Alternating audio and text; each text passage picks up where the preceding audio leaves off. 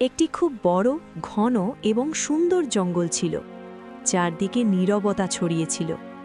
সেই জঙ্গলের মধ্যেই একটি পুকুরের ধারে এক অত্যন্ত সুন্দর রাজকুমারী দাঁড়িয়ে চারপাশের সৌন্দর্য দেখছিল। ঠিক তখনই হঠাৎ আকাশ থেকে একটি ঈগল উড়ে সেখানে এসে পড়ল। রাজকুমারীর চোখ যখন সেই ঈগলের ওপর পড়ল, তখনই পরের মুহূর্তে সে পাথরের মূর্তিতে পরিণত হয়ে গেল। ঈগলটি কিছুক্ষণ পাথর হয়ে যাওয়া রাজকুমারীর দিকে তাকিয়ে রইল, তারপর সেখান থেকে উড়ে চলে গেল। এই ঘটনার কয়েকদিন পর হরিয়াপুর গ্রামে অর্জুন নামের এক গরিব ছেলে থাকত। অর্জুন জঙ্গলে কাঠ কাটছিল।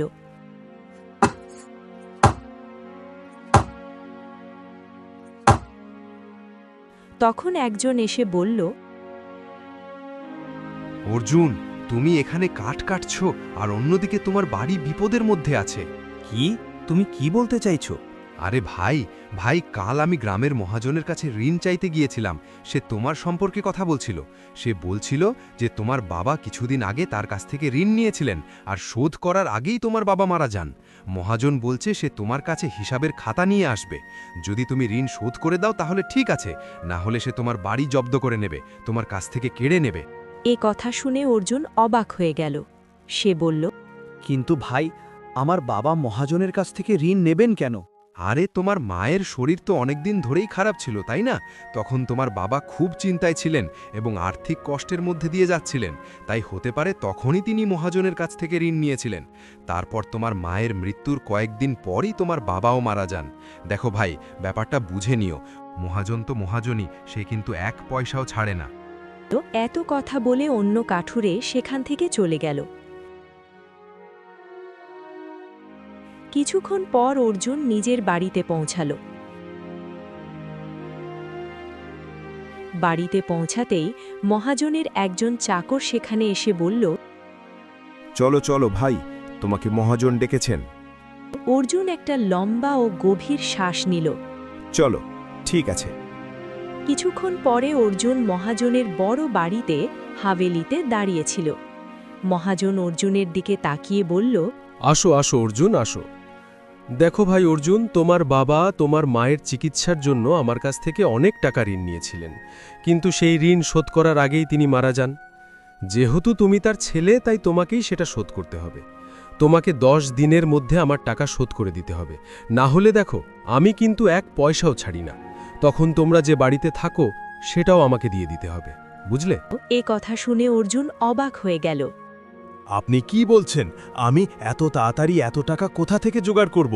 দেখুন মহাজনজি, সত্যি কথা বলতে গেলে আমার তো এটাও জানা নেই যে আমার বাবা আপনার কাছ থেকে ঠিক কত টাকা ঋণ নিয়েছিলেন, কত টাকা শোধ করতে হবে, এবং তার বদলে সত্যিই কি ঘর? নারায়ণ হরিনারায়ণ। আরে যতটুকু নেওয়া হয়েছিল নেওয়া তো হয়েছিলই। আমি একা ঋণ দিইনি, বরং মুখিয়ার উপস্থিতিতে দিয়েছিলাম। নোটেরও প্রমাণ আছে। তুমি চাইলে মুখিয়াকে জিজ্ঞেস করতে পারো। আর সুদের কথা তো তুমি জানোই বেটা। সুদ সহ পুরো টাকা 50টি সোনার মুদ্রা হয়।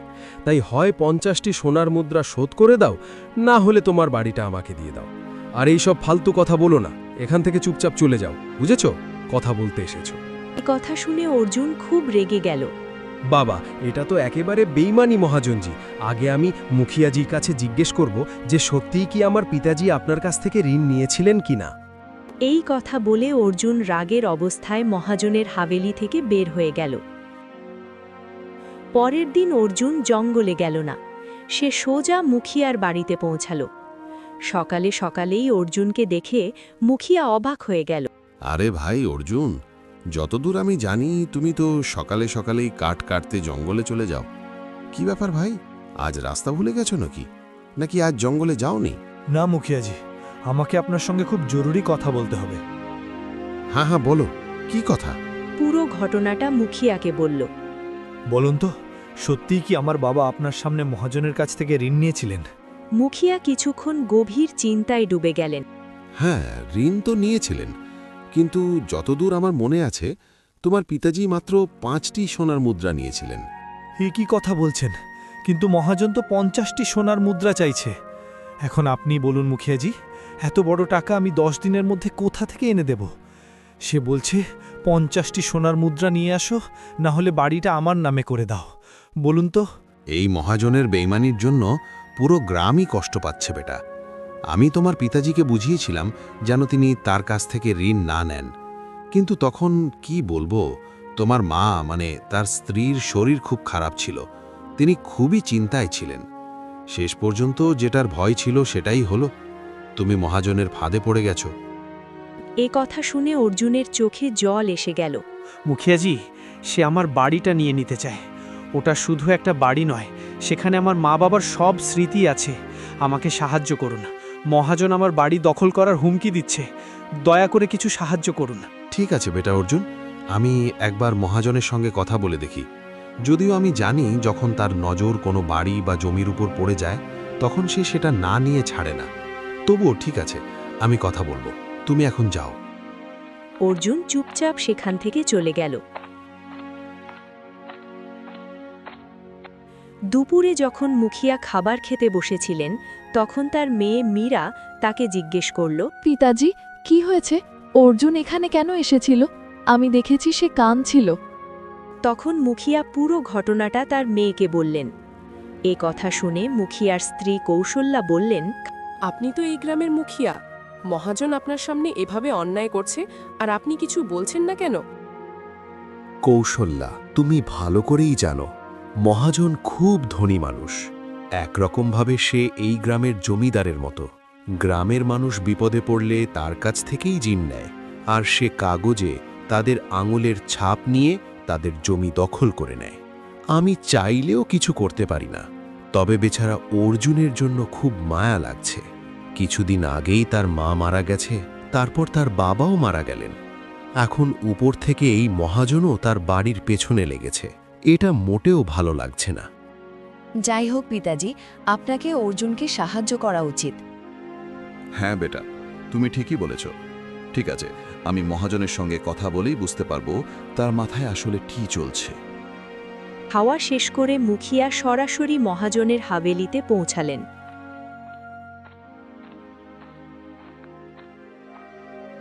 রাম রাম মহাজনজি।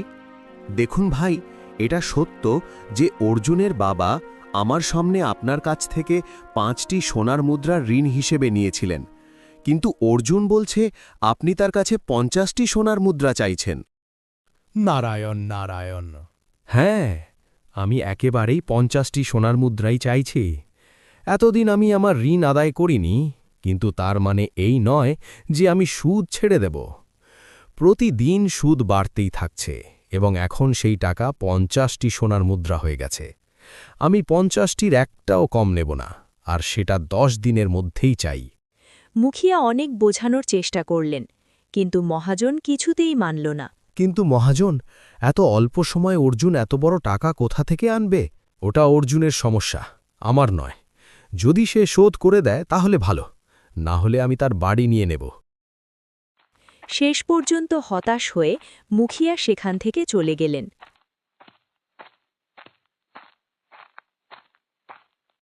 তারপর মুখিয়া অর্জুনের বাড়িতে গেলেন এবং বললেন, বেটা অর্জুন, মহাজনের নজর তোমার বাড়ির উপর খারাপ। আমি অনেক চেষ্টা করেছি, কিন্তু সে মানেনি। আমাকে মাফ করো।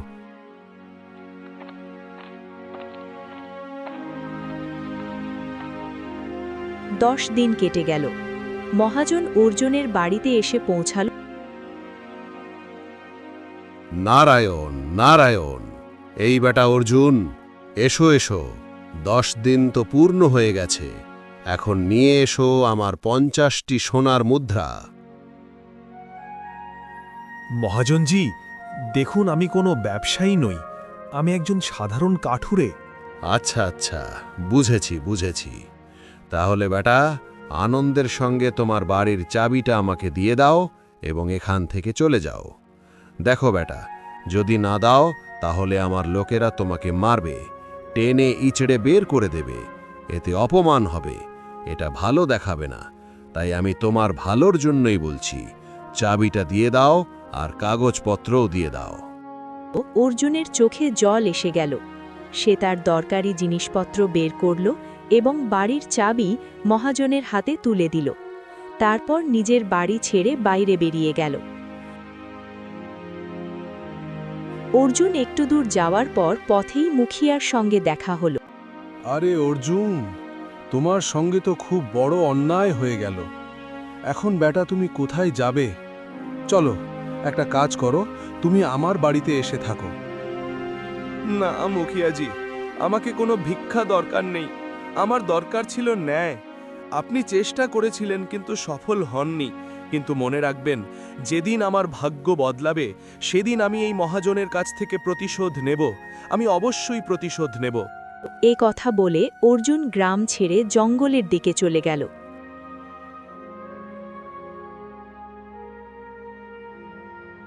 জঙ্গলে সে ঘুরে বেড়াতে লাগল। ক্লান্ত হয়ে শেষে একটি গাছের নিচে বসে পড়ল। যেখানে প্রকাশ্যে অন্যায় হয় আর মানুষ চোখ বন্ধ করে নেয়, এমন পৃথিবীতে আমি থাকতে চাই না। এখন থেকে একাকিত্বই আমার সঙ্গী আর জঙ্গলই আমার ঘর। অর্জুন জঙ্গলে একটি ঝোপড়ি বানাল।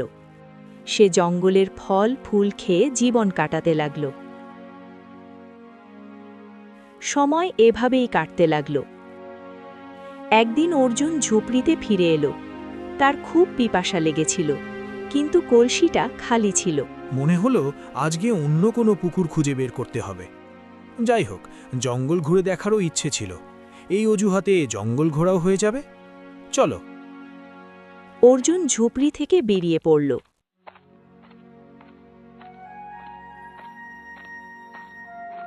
কিছু দূর যাওয়ার পর সে একটি সুন্দর পুকুর দেখতে পেল।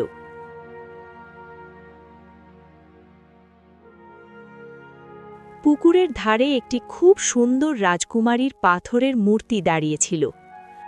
আরে, এ তো কোনো রাজকুমারীর মূর্তি লাগছে। বাপরে, একে দেখে তো এমন মনে হচ্ছে কোনো এক সময়ে জীবিত ছিল আর হঠাৎ পাথর হয়ে গেছে। একদম বাস্তবের মতন। অর্জুন অনেক সময় ধরে সেই মূর্তিকে দেখতে থাকে। আর যাই বলি না কেন, আমি এত সুন্দর নারী আগে দেখিনি। সত্যি যদি এই নারীর সঙ্গে আমার বিবাহ হতো তাহলে কত ভালো হতো। ঠিক তখনই মূর্তির ভেতর থেকে আওয়াজ এলো, তুমি তোমার স্বপ্ন পূরণ করতে পারো। এ কথা শুনে অর্জুন পুরো চমকে গেল। আরে হে ভগবান, হে ভগবান, এ মূর্তির ভেতর থেকে শব্দ শোনা যাচ্ছে। মনে হয় এটা কোনো মায়ার মূর্তি। ভয় পেও না, আমি তোমার কোনো ক্ষতি করব না। কতদিন ধরে আমি এখানে একা দাঁড়িয়ে আছি। তুমি প্রথম মানুষ যার কণ্ঠস্বর আমি শুনেছি। সেই কণ্ঠে এমন কিছু ছিল যে অর্জুন যেন মুগ্ধ হয়ে গেল। শেষ পর্যন্ত তুমি কে? আমি সবকিছু বলবো, কিন্তু তোমাকে একটা প্রতিশ্রুতি দিতে হবে। কি প্রতিশ্রুতি? তুমি কি প্রতিদিন আমার সঙ্গে কথা বলতে আসবে? এতে আমার একাকিত্ব দূর হয়ে যাবে। এবার অর্জুনের ভয় অনেকটাই কমে গিয়েছিল। ঠিক আছে, আমিও একা থাকি। আমি প্রতিদিন আসব। আমরা দুজনে মনের কথা বলবো, ভালোই লাগবে। মূর্তির ভেতর থেকে হাসির শব্দ শোনা গেল। সেদিন অর্জুন অনেকক্ষণ কথা বলল। তারপর পুকুর থেকে পানি নিয়ে ফিরে গেল। সেদিনের পর থেকে অর্জুন প্রতিদিন পুকুরের ধারে আসতে লাগল। সে ঘণ্টার পর ঘণ্টা সেই সুন্দর রাজকুমারীর পাথরের মূর্তির সঙ্গে কথা বলত। ঠিক বলেছ, এমন হয়। জানো, যখন আমার মাতাপিতা ছিল তখনও এমন হতো। অনেক ভাবনা আছে।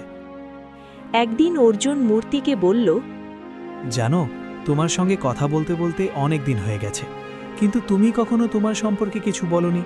অথচ আমি আমার সব কথা তোমাকে বলে দিয়েছি। আমি একজন কাঠুরে ছিলাম। মহাজন প্রতারণা করে আমার বাড়ি কেড়ে নিয়েছে, আর আমি জঙ্গলে থাকতে বাধ্য হয়েছি। এবার তুমিও কিছু বলো। কিছুক্ষণ সেখানে নীরবতা ছেয়ে গেল। তারপর মূর্তির ভেতর থেকে আবার কণ্ঠস্বর শোনা গেল, আমি কেশবনগর রাজ্যের রাজকুমারী সৌম্যা। আমাকে এক জাদুকরী তার জাদুর শক্তি দিয়ে পাথরের মূর্তিতে পরিণত করে দিয়েছে। জাদুকরী? কিন্তু এখানে তো আমি কোনো জাদুকরীকে দেখিনি। সে জাদুকরী মানুষের রূপে থাকে না, সে একটি চিলের রূপে থাকে এবং আমার আশেপাশেই ঘুরে বেড়ায়। এ কথা শুনে অর্জুন অবাক হয়ে গেল। অর্জুন মূর্তির দিকে তাকিয়ে চারদিকে নজর দিল। তখন তার চোখ পড়ল একটি গাছের ওপর, যেখানে একটি চিল বসেছিল এবং তার চোখ অদ্ভুতভাবে জ্বলজ্বল করছিল। হ্যাঁ হ্যাঁ, ওটাই সেই চিল। সামনে যে গাছটায় বসে আছে। ওটাই সেই জাদুকরী। সাবধান থেকো, সে তোমাকেও পাথরে পরিণত করতে পারে। তাহলে কি তুমি সারা জীবন এভাবেই পাথর হয়ে থাকবে? না, এই জঙ্গলে একটি পাহাড় আছে। বলা হয় সেখানে আগে একটি আগ্নেয়গিরি ছিল, যা অনেক আগে বিস্ফোরিত হয়ে এখন ঠান্ডা হয়ে গেছে, কিন্তু তার ছাই এখনও সেখানে আছে। সেই ছাই খুবই আশ্চর্য বলে মনে করা হয়। যদি সেই আগ্নেয়গিরির ছাই আমার ওপর ছিটিয়ে দেওয়া যায়, তাহলে আমি আবার আমার আসল রূপে ফিরে আসব। কিন্তু সেই ছাই পাওয়া সহজ নয়। সেখানে পরীরা থাকে এবং তারা কাউকে সেই ছাই নিতে দেয় না। যদি সেই আগ্নেয়গিরির ছাই দিয়ে তোমাকে এই অভিশাপ থেকে মুক্ত করা যায়, তাহলে বিশ্বাস করো আমি সেখানে যাব এবং যে কোনো মূল্যে সেই ছাই নিয়ে আসব। সাবধান থেকো অর্জুন, সেই জাদুকরী ঈগলের রূপ ধরে তোমাকে পথভ্রষ্ট করার চেষ্টা করবে, তোমার পথ আটকাবে, কিন্তু তার কথাই ভুলে যেও না। আরে চিন্তা করো না, এখন আমার সঙ্গে খারাপ হওয়ার মতো আর কিছুই বাকি নেই। আমি ছাই নিয়ে ফিরে আসব। এতটা বলে অর্জুন ঘন জঙ্গলের দিকে বেরিয়ে পড়ল।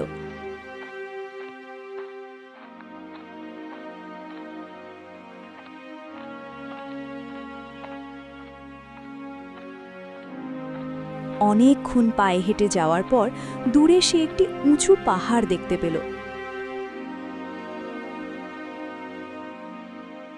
সেই পাহাড় একসময় আগ্নেয়গিরি ছিল, কিন্তু এখন তা ঠান্ডা হয়ে গেছে। তার ঢালে কালো ঘন ছাই জমেছিল। হাওয়ার সঙ্গে যখন সেই ছাই উড়ে যেত, তখন তা চকচকে বলে মনে হতো। চারপাশে এক অদ্ভুত শান্তি ও পবিত্রতা ছড়িয়েছিল। অর্জুন সামনে এগিয়ে পাহাড়ে উঠতে লাগল। যখন সে আগ্নেয়গিরির চূড়ার কাছে পৌঁছাল, হঠাৎ রঙিন আলোর মাঝে, হে মানুষ, তুমি এখানে কেন এসেছ? আমার আগ্নেয়গিরির ছাই চাই। এই ছাই আমাদের। আমরা কোনো সাধারণ মানুষকে সহজে এটা নিতে দিই না। যদি তুমি এই ছাই নিতে চাও, তাহলে তোমাকে আমার একটি ধাঁধার উত্তর দিতে হবে। এই ধাঁধা ঠিক করবে তুমি সত্যিকারের মানুষ নাকি মিথ্যেবাদী, কারণ যে মানুষ লোভে ভরা থাকে সে কখনো সঠিক উত্তর দিতে পারে না। অর্জুন গভীর চিন্তায় পড়ে গেল। তারপর বলল, ঠিক আছে, তোমার ধাঁধা জিজ্ঞেস করো। বলো তো, এমন কোন জিনিস আছে যা যত বেশি ভাগ করা হয় ততই বাড়তে থাকে? যদি তাকে থামিয়ে দেওয়া হয় তবে তা শেষ হয়ে যায়। অর্জুন কিছুক্ষণ ভাবতে লাগল। তারপর বলল, ওটা এমন জিনিস যা যত ভাগ করা হয় ততই বাড়ে। হ্যাঁ হ্যাঁ, সেটা হলো জ্ঞান। জ্ঞান ভাগ করলে বাড়ে, আর যদি তাকে থামিয়ে দেওয়া হয় তবে তা নষ্ট হয়ে যায়। হ্যাঁ, জ্ঞান। এর মানে তুমি এই আগ্নেয়গিরির ছাই কোনো ভালো কাজের জন্যই নিতে চাও। তুমি এটা নিয়ে যেতে পারো। অর্জুন শ্রদ্ধার সঙ্গে আগ্নেয়গিরির ছাই তুলে নিল। সে যখন ফিরে যাওয়ার জন্য পাহাড় থেকে নিচে নামতে লাগল, হঠাৎ সেই ঈগল উড়ে এসে তার সামনে বসে পড়ল।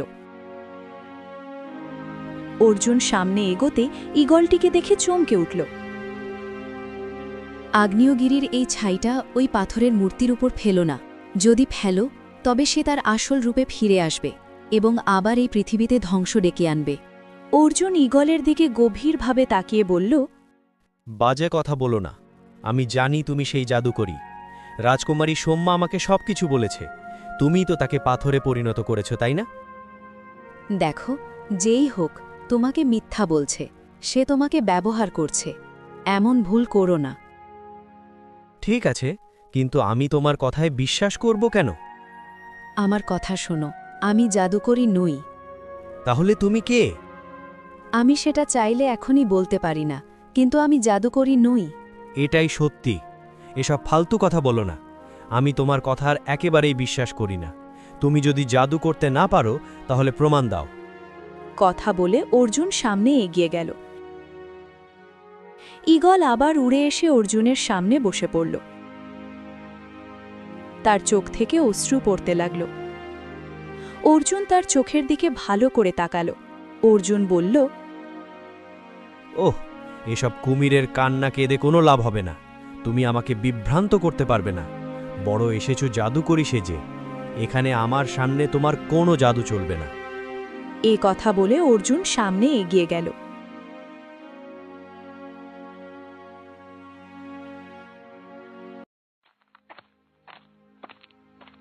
যখন সে পাথরের মূর্তির কাছে পৌঁছাতে যাচ্ছিল, হঠাৎ তার কানে একটি আওয়াজ এলো।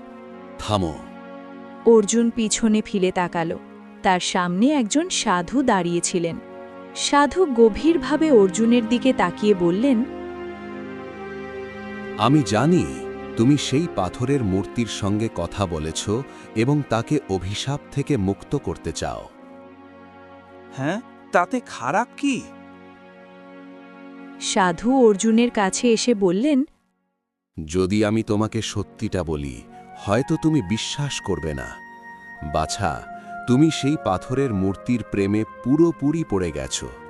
মনে রেখো, তুমি আগ্নেয়গিরির ছাই দিয়ে তাকে মুক্ত করতে চাও, কিন্তু এই জাদুকরি ছাই পুরোটা ব্যবহার করো না। এর একটু অংশ বাঁচিয়ে রেখো, কারণ এই ছাই শুধু সেই পাথরের রাজকুমারীকে মুক্ত করার জন্য নয়, বরং যে কোনো অভিশপ্ত মানুষকে মুক্ত করার শক্তি রাখে। হরি ওম, হরি ওম, হরি ওম। এতটা বলে সাধু সেখান থেকে চলে গেলেন। অর্জুন গভীর চিন্তায় ডুবে গেল। কিছুক্ষণ পরে সে সোজা পুকুরের ধারে পৌঁছল। পাথরে পরিণত রাজকুমারী সম্মা অর্জুনকে বলল, তুমি কি জাদুকরি আগ্নেয়গিরির ছাই নিয়ে এসেছো? হ্যাঁ, আমি নিয়ে এসেছি। অর্জুন তার ঝুলি থেকে জাদুকরি ছাইয়ের অর্ধেক মুঠো বের করে রাজকুমারী সোম্মার উপর ছিটিয়ে দিল। পরের মুহূর্তেই রঙিন আলোর ঝলকানির সঙ্গে রাজকুমারী সোম্মা তার আসল রূপে ফিরে এলো। সে খুশি হয়ে অর্জুনের দিকে তাকাতে লাগল। তুমি আমাকে অভিশাপ থেকে মুক্ত করে দিয়েছ। ঠিক সেই সময় সেই ঈগল উড়ে সেখানে এসে পৌঁছল। এই ঈগলই আমাকে পাথরে পরিণত করেছিল। এখন আমি একে জ্বালিয়ে ছাই করে দেব। এ কথা শুনে অর্জুন অবাক হয়ে গেল। সে সঙ্গে সঙ্গে বাকি থাকা জাদুকরি ছাই ঈগলের উপর ছুঁড়ে দিল। পরের মুহূর্তেই রঙিন আলোর ঝলকানির সঙ্গে সেই ঈগলও রাজকুমারী সোম্মার মতোই এক রাজকুমারীতে পরিণত হয়ে গেল। এখন অর্জুনের সামনে দুইজন রাজকুমারী দাঁড়িয়েছিল। অর্জুন দ্বিতীয় রাজকুমারীর দিকে তাকিয়ে বলল, এখন তোমরা কে? তুমি কি করলে? তুমি কেন বাকি থাকা জাদুকরি ছাইটা ফেললে? দেখো, সে তো আমারই রূপে পরিণত হয়ে গেছে। এই ঈগল আমার পথ আটকেছিল, কিন্তু আমি তার কথায় বিশ্বাস করিনি। কিন্তু তুমি তো একটু আগেই বলেছিলে তুমি তাকে জ্বালিয়ে ছাই করে দেবে। বলো তো, যদি তুমি সত্যিই রাজকুমারী হতে, তাহলে তোমার মধ্যে এমন শক্তি কোথা থেকে আসতো যে তুমি কাউকে ছাই করে দিতে পারতে? এ কথা শুনে প্রথম রাজকুমারী হাসতে শুরু করল। তার হাসি ভয়ঙ্কর হয়ে উঠল। সে বলল, তুমি সত্যি খুব চতুর মানুষ। পরের মুহূর্তেই রঙিন আলোর মধ্যে সে তার আসল রূপে ফিরে এলো। সে কোনো রাজকুমারী ছিল না, সে ছিল এক জাদুকরী। প্রথম রাজকুমারী সোম্মাকে জাদুকরীতে রূপান্তরিত হতে দেখে অর্জুন ভীষণ অবাক হয়ে গেল। তখন দ্বিতীয় রাজকুমারী সোম্মা অর্জুনের কাছে এসে বলল, সত্যিটা এটাই অর্জুন, তোমার সামনে যে পাথরের মূর্তি দাঁড়িয়েছিল সেটা আসলে সেই জাদুকরীই ছিল, যে আমার রূপ ধরে পাথর হয়েছিল। সেই জাদুকরী আমাকে ঈগলে পরিণত করেছিল। তখনই সেখানে সেই সাধু এসে পড়েছিলেন। এখন তুমি বুঝতে পারছো সত্যিটা কি? তুই আমাকে পাথর বানিয়েছিলি, এখন আমি তোকে জ্বালিয়ে ছাই করে দেব। আমি জানতাম একদিন না একদিন তুই তোর শক্তির অপব্যবহার করে কোনো সত্যিকারের মানুষকে ফাঁসিয়ে নিজের আসল রূপে ফিরে আসবি। তাই আমি আগেই প্রস্তুতি নিয়ে রেখেছিলাম, যাতে তোকে ধ্বংস করতে পারি। এই কথা বলে সাধু তার ঝুলি থেকে অভিমন্ত্রিত ছাই বের করলেন এবং মন্ত্র পড়তে লাগলেন। ওম নমঃ শিবায়, নমঃ শিবায়। তারপর তিনি সেই ছাই জাদুকরীর উপর ছুঁড়ে দিলেন। পরের মুহূর্তেই জাদুকরীর শরীরে আগুন ধরে গেল। জাদুকরী চিৎকার করে উঠল, তুমি এটা কি করলে? না না! কিছুক্ষণের মধ্যেই জাদুকরী পুড়ে ছাই হয়ে গেল। রাজকুমারী সোম্মা দৌড়ে এসে আনন্দে অর্জুনকে জড়িয়ে ধরল। বাবা রে, শেষ পর্যন্ত এই সবকিছু কি ছিল? আমি তোমাকে সবকিছু বলছি। আমি কেশবনগর রাজ্যের আসল রাজকুমারী। আমি প্রায়ই একা জঙ্গলে শিকার খেলতে বেরিয়ে যেতাম। একদিন রাজকুমারী সোনিয়া ঘন জঙ্গলে দাঁড়িয়েছিল। তখন সেখানে এক সাধু এলো। রাজকুমারী সোনিয়া, আপনাকে এখনই ফিরে যাওয়া উচিত। আপনি জানেন না, অনেক দিন ধরে এক জাদুকরী আপনার উপর খারাপ নজর রেখে বসে আছে। সে আপনাকে ক্ষতি করতে পারে। রাজকুমারী সোনিয়া অবাক হয়ে গেল। তুমি কি আজে বাজে কথা বলছো? ওই জাদুকরী আমাকে কি বা ক্ষতি করতে পারবে? সে কোনো সাধারণ জাদুকরী নয়। সে যে কোনো মানুষের রূপ ধারণ করতে পারে। সে নির্দোষ মানুষের বলি নিয়ে অমর হতে চায়। আমাদের ভয় এই যে সে আপনাকে ক্ষতি করে আপনারই রূপ ধরে সিংহাসনে বসে না যায়। যদি এমনটা হয় তাহলে পুরো রাজ্যে ধ্বংস নেমে আসবে। এমন বাজে আর উদ্ভট কথা শুনতে আমার কোনো আগ্রহ নেই। এই বলে সে সামনে এগিয়ে গেল।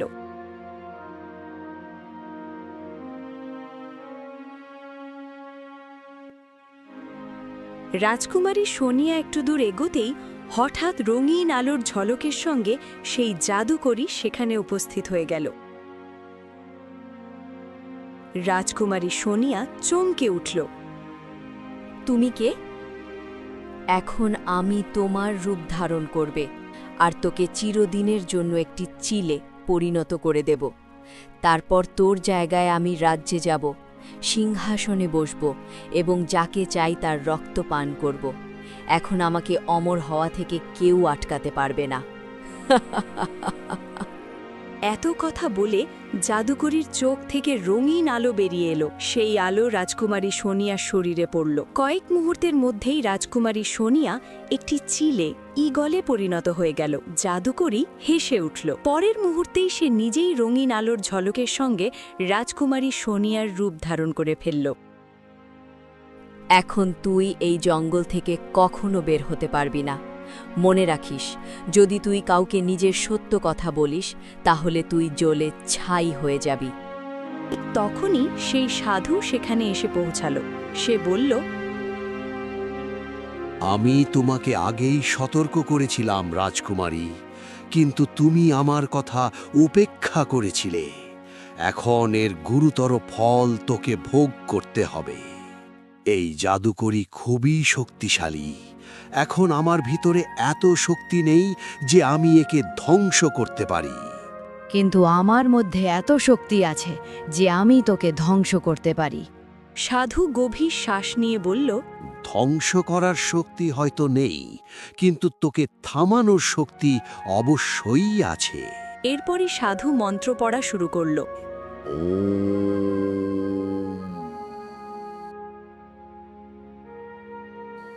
এটা আমার সঙ্গে কি হচ্ছে? আমি পাথর হয়ে যাচ্ছি। কিছুক্ষণের মধ্যেই জাদুকরী সম্পূর্ণ পাথরে পরিণত হয়ে গেল। এদিকে চিলে থাকা রাজকুমারী সোনিয়ার চোখ থেকে অশ্রু গড়িয়ে পড়তে লাগল। এখন আমার কি হবে সাধু মহারাজ? চিন্তা করো না, নিয়তিতে যা লেখা আছে তাই হবে। যদি কোনো ভালো মানুষ জঙ্গলের জ্বালামুখী পাহাড়ের ছাই তোমার ওপর ছিটিয়ে দেয়, তাহলে তুমি এই অভিশাপ থেকে মুক্ত হয়ে যাবে। শুনে অর্জুন চমকে উঠল। রাজকুমারী সোম্মা হাসল এবং বলল, তুমি আমাকে এই অভিশাপ থেকে মুক্ত করে দিয়েছ। আমি সেই জাদুকর্ণীর প্রতারণায় পড়ে গিয়েছিলাম। বুঝতেই পারছিলাম না কে সত্যি আর কে মিথ্যা। কিন্তু যখন সে বলল যে তোমাকে পুড়িয়ে ছাই করে দেবে, তখন আমি বুঝে গিয়েছিলাম যে তোমার চোখের জল সত্যি ছিল। কারণ সাধারণ মানুষের কারোকে জ্বালিয়ে দেবার ক্ষমতা থাকে না। রাজকুমারী সোম্মা অর্জুনের হাত ধরে তাকে নিজের মহলে নিয়ে গেল। মহলে রাজা বিক্রম তার কন্যাকে নিয়ে চিন্তিত হয়েছিলেন। কন্যাকে দেখে খুশি হয়ে গেলেন। রাজকুমারী সোম্মা তার পিতাকে পুরো ঘটনাটা বলল। রাজা বিক্রম হাসতে হাসতে অর্জুনের দিকে তাকালেন।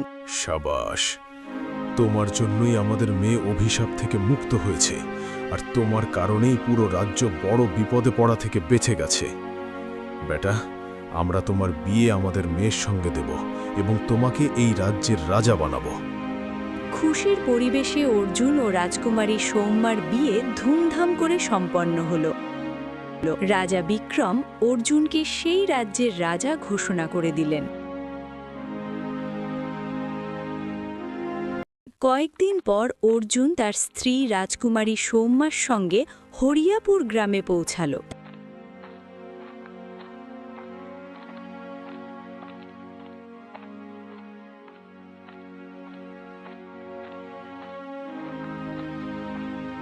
তাকে রাজা হিসেবে দেখে গ্রামের লোকেরা অবাক হয়ে গেল। আরে নারায়ণ নারায়ণ, এ কি? আরে ভাই, তুমি রাজা হয়ে গেলে কিভাবে? মহাজন খুব ভয় পেয়ে গেল। তখন সেখানে গ্রামের মুখিয়া এসে গেলেন। আরে বাহ বাহ, তুমি তো খুব ভাগ্যবান অর্জুন, শাবাশ। অর্জুন হাসল এবং মুখিয়াকে পুরো ঘটনাটা বলল। মুখিয়াজি, আমি তো আপনাকে বলেছিলাম, যেদিন আমার ভাগ্য বদলাবে সেদিন আমি অবশ্যই ন্যায় করব আর মহাজনের কাছ থেকেও প্রতিশোধ নেব। সৈন্যরা, এই মহাজনকে গ্রেফতার করো। এই জানি না কত নিরীহ ও অসহায় মানুষের উপর ইচ্ছামতো সুদ বসিয়ে তাদের সম্পত্তি আর জমি দখল করে নিয়েছে। মহাজন কাঁদতে কাঁদতে মিনতি করতে লাগল। নারায়ণ নারায়ণ, এখন আমাকে মাফ করে দাও বেটা। বেটা, মানুষের তো ভুল হয়ে যায়। মাফ করে দিন মহারাজ, আমার ভুল হয়ে গেছে, আর কখনো এমন হবে না। আমি বলছি মহারাজ, আমাকে ক্ষমা করে দিন, মাফ করে দিন মহারাজ, আমার থেকে ভুল হয়ে গেছে, ভুল হয়ে গেছে মহারাজ। কিন্তু এবার তোমাকে কোনো ক্ষমা দেওয়া হবে না। তোমাকে ক্ষমা করা আমার জীবনের সবচেয়ে বড় ভুল হবে। এমন পাপীর শাস্তি হবে আজীবন কারাবাস। একে নিয়ে যাও। সৈন্যরা মহাজনকে ধরে ফেলল। মহাজন ছটপট করতে লাগল, কিন্তু অর্জুনের সিদ্ধান্ত অটল রইল। সৈন্যরা মহাজনকে বন্দী করে কারাগারে নিয়ে গেল। যে অর্জুনকে একসময় বেইমানি করে জঙ্গলে ঘুরে বেড়াতে বাধ্য করা হয়েছিল, সেই অর্জুনই নিজের সত্যবাদিতা, ধৈর্য ও সাহসের জন্য রাজা হয়ে গেল। ভাগ্য সবারই বদলায়, কিন্তু ভাগ্য তারই বদলায় যে অন্যায়ের সামনে মাথা নত করে না এবং সঠিক সময়ে এলে ন্যায় করতে জানে। বন্ধুরা, এই গল্পটি আপনাদের কেমন লাগলো কমেন্ট করে অবশ্যই জানান। যদি গল্পটি ভালো লেগে থাকে তাহলে আমাদের চ্যানেলটি সাবস্ক্রাইব করুন এবং আপনার বন্ধুদের সাথে শেয়ার করতে ভুলবেন না।